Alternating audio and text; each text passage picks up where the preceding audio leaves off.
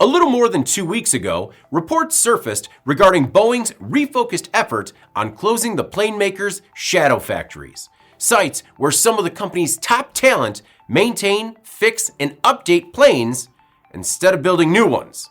The company had 2 sites still working on some 115 aircraft, one that services 737 MAX jets in Moses Lake, and another that was working on 787 Dreamliners in Everett, Washington. On Friday, the Seattle Times reported that Boeing is already closing up shop in Everett. Mechanics wrapped up work on the remaining 787 Dreamliners that were waiting for small gaps at the fuselage joins to be repaired. It's big news for the troubled plane maker. Boeing had to fix 122 Dreamliners that had these paper-thin gaps.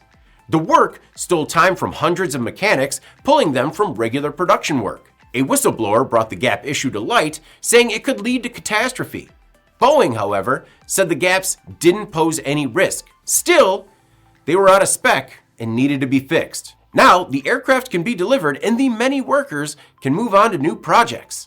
The 787 project has chewed up nearly 5 years of rework. The workers in Everett will be reassigned, many to Boeing's 777 and 777X program. The Shadow Factory in Moses Lake is still working on 737 MAXs. As of early last month, about 55 planes still needed attention. While the company continues to face many challenges, like the 787s in South Carolina still waiting on parts, and the 777Xs parked in Washington waiting for certification, it looks like Boeing is closing the gap.